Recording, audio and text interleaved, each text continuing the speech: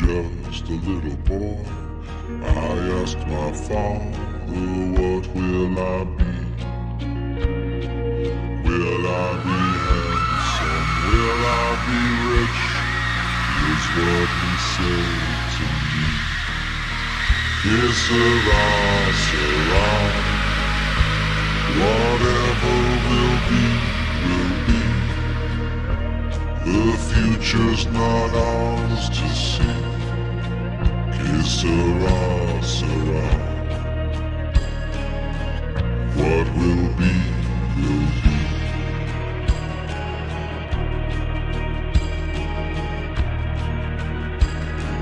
Hello, everybody. This is Alicia and Liz, and this is the Decoded TV Network, and this is From Decoded. This is going to be a little excerpt from Season 2, Episode 10, titled Once Upon a Time. We got some interesting answers or non-answers and a couple cliffhangers, so I'm excited to dive into this with you. What was your favorite?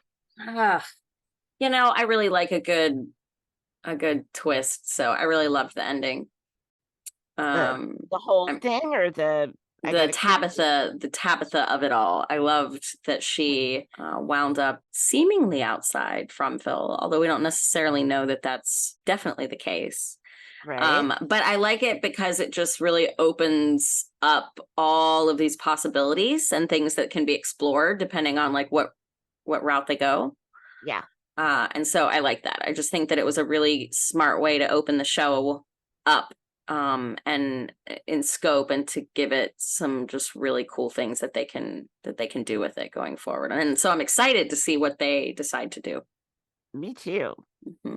Tabitha begins to try and talk to Jim because she's feeling pulled to go and try and find this lighthouse to get some answers, and to potentially help whatever children are there that she thinks are asking for her help. Right. So we've got this neat parallel between Tabitha and Victor's mom. Right. She's essentially going to go try to do the same quest that Victor's mom did. Yeah. And it means leaving a child behind and saying, be good. So let's talk about her, I guess, her journey and where she ends up by the end of the episode. Well, first I love Jim Salty saying, well, I had a theory. No one listened to me. No. And she's like, mine's different. This is different. Mine isn't a theory. Mine is an actual child's drawing. So right. Yeah. Back off. Yeah. I heard someone call Jim on a different podcast. They called Jim Dim. Dim Matthews. Oh. Yeah, I feel a little bad for him. I feel like he's just kind of lost and trying to... I have no sympathy for Jim. Idiot.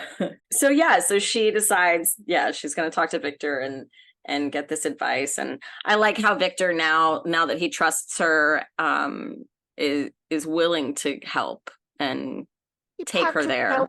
He packed her a lunch. Yeah, which was so sweet. Gave her his lunchbox. Mm-hmm.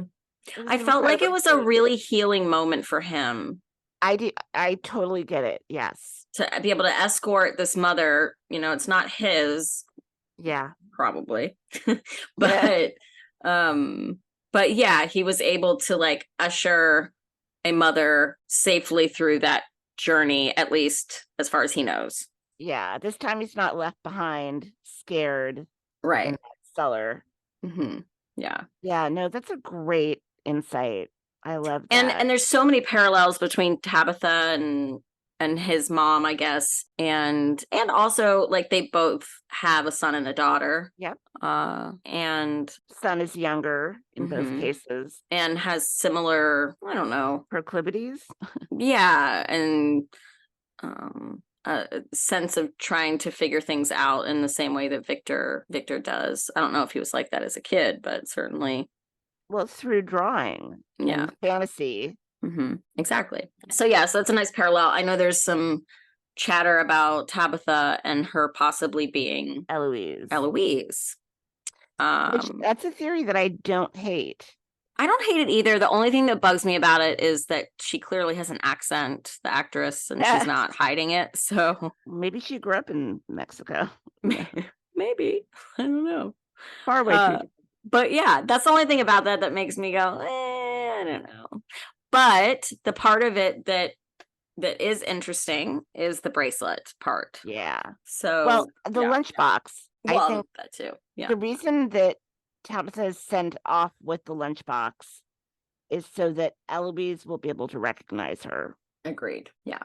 We know that we know that Victor found his mother's body, but he never found his sister. Right. So, I mean, yeah. It's kind of the only way it can go. Right. That she'll run into Eloise. Exactly. Yeah, I think that's the assumption that they want us to make, and is probably the direction that they're going. Like, she needed something identifying on her so that when she finds her, that, Eloise would believe her. Right. But the bracelet is also an interesting thing. So if we recall back to season 1, episode 6, book 74, that's when she discovers the bracelet that she had made for Jim that he had lost at the hospital the night that Julie was born, was now suddenly appearing in storage. Thank you. Yes. In the storage shop, whatever you want to call it. And so she, they're like, this is impossible. This is impossible. So yeah, so I think some people were speculating that the way it would have gotten there is if it was the same person. But I think what is more likely is that, Julie was born in. So somebody on Reddit said that she was born at St. Anthony's, and they said that. I haven't been able to find it, but I'm not saying I don't believe it. I do actually, but I just couldn't find it. I don't remember anything about that, but But regardless, to say that it was lost in a hospital, and then for Tabitha to wake up in a hospital, that could potentially be some kind of, portal or of some kind. Then yeah, was it found and kept by somebody that later wound up in Fromville? Was it, was it given as another way of like maybe it was left there on purpose because whoever left it there knew that would be a way to get Tabitha to start searching for answers. That's interesting. To be like, hey, and and then she'll want to pursue that and figure it out, which would potentially lead to the result that they were wanting to get. Yeah, because we've been theorizing that if you get out of Fromsville, you get like an automatic memory wipe. So the bracelet would be a way of kind of pulling her along. Right. Mm-hmm. And so, yeah, she goes to the bottle tree, and the bottle tree, you were right when we were discussing it last time, it had that date in it, 1864. Yeah. And then in the dream that she had in the first season, where she was in the basement, but then, heard noises and thought she heard Ethan, she's walking, or Jim, and she's walking up the stairs that suddenly turn into like that spiral, which, we later now see was a vision of the tower and lighthouse, whatever, as she was climbing it. And then, it has all of those years carved into there, in 1864 is one of them. So what do you think about like that? What do you think that's about, the different years? Do you think it represents something specific? I'm assuming too that like in the other bottles, the other years are written. Yeah. No, I have no idea other than them being dates. Yeah. Which would make Fromsville a place where people have been coming and going. That's what I'm thinking. That's my guess. Forever. Yeah. Is that like whoever carves it, they're carving it to go like, this is when we arrived here, or this is when we were here. I mean, it's certainly not a pin number. No. Yeah. Well, they're all like 4 digits. So it's, to me, it was obviously like referring to different years. It could be, though. It could be coordinates, latitude, longitude. Yeah. I don't know if those come in 4 numbers, but that would be interesting too. I was looking at the way they were carved into the stone, almost like handwriting, and they all kind of look the same. You would expect. Oh, okay. So like one person was putting them there. That's what it looks like. Okay. Same. They're all kind of the same size, all written. That's true. Yeah. Making the numbers with a knife. Yeah, that's a good point. But yeah, yeah, so she gets to the top. And also, another, I don't know. All of this scene too is so very it felt so much like Lost in that lighthouse that we yes, saw there.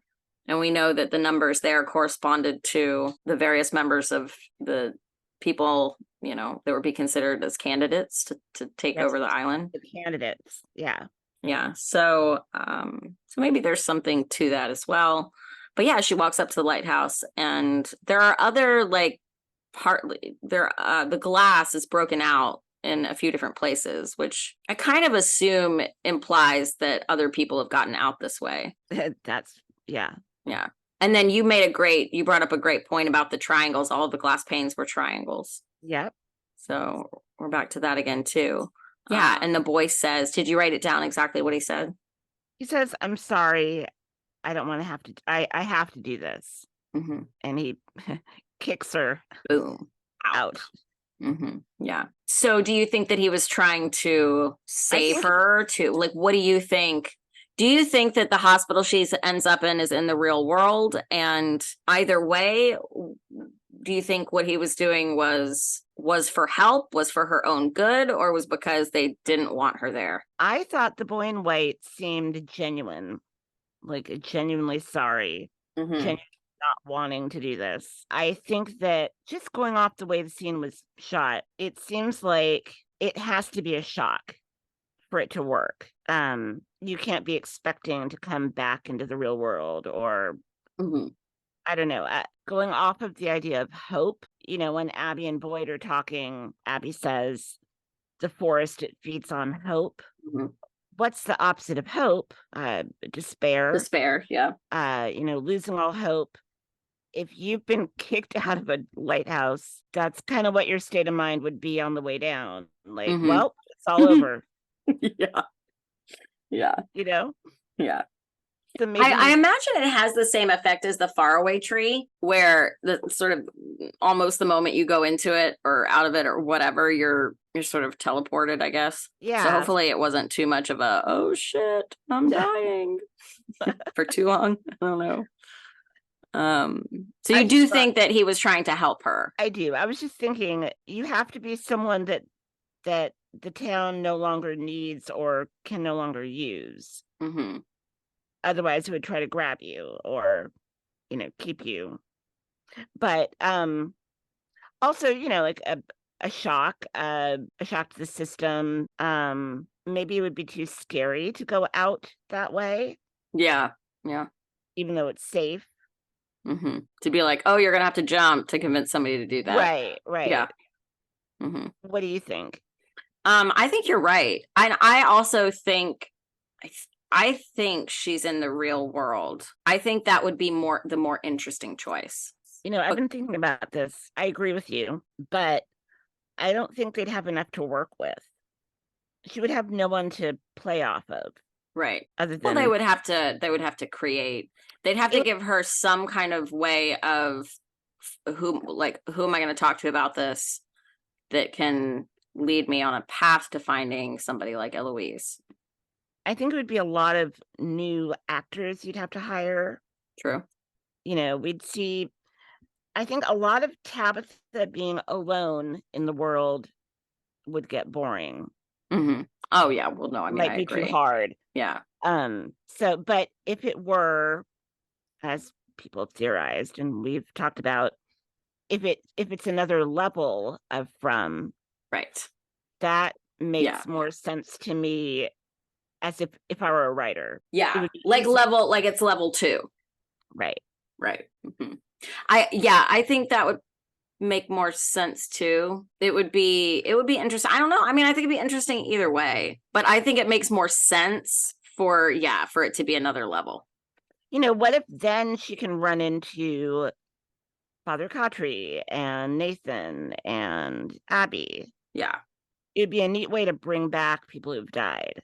Right. And there's been a lot of talk about how the image when she looks out the window. Yes. A lot of people have said that it's not moving. Like there's nothing that's moving.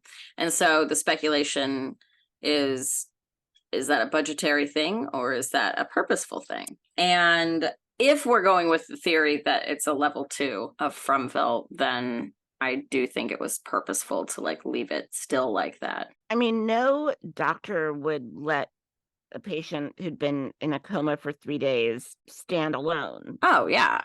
They'd Yeah. call an orderly immediately and Exactly. get her back into bed. Yeah. He just kind of like wanders out like, oh shit. Yeah. And then walks out the door.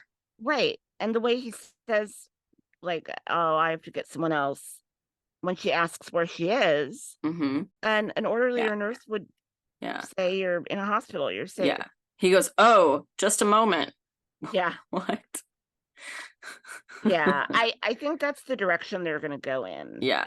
It's another level of From. And that look on her face as she gets out of the bed where she realizes like, oh, where the fuck am I? Yeah. And then she just starts taking all of the stuff, like all the monitors off of her. Yeah. A little bold. Mm-hmm. And there's a great pause that she makes before she goes to the window where we see the logo of the hospital on the computer. And so the hospital name is St. Anthony, and St. Anthony is the patron saint of lost things and travelers. Yep, very clever. Yeah. So, has she been found, essentially? I mean, so they say that 3 days prior to this, she was found on the side of a hiking trail. And again, the number 3. Mm-hmm. Yeah, that's true too. Yeah. I went back to the episode where Kenny gets the phone call in his dream. It rings 3 times before he answers it. Wow. Yeah. Triangles, 3s. Okay. What is the deal with 3? Yeah. We'll find out, but seems to be important. Mm-hmm. And then I believe the rune number is 2225. Yeah. What did you get? So 222 is an angel number again. So that's another instance of an angel number popping up.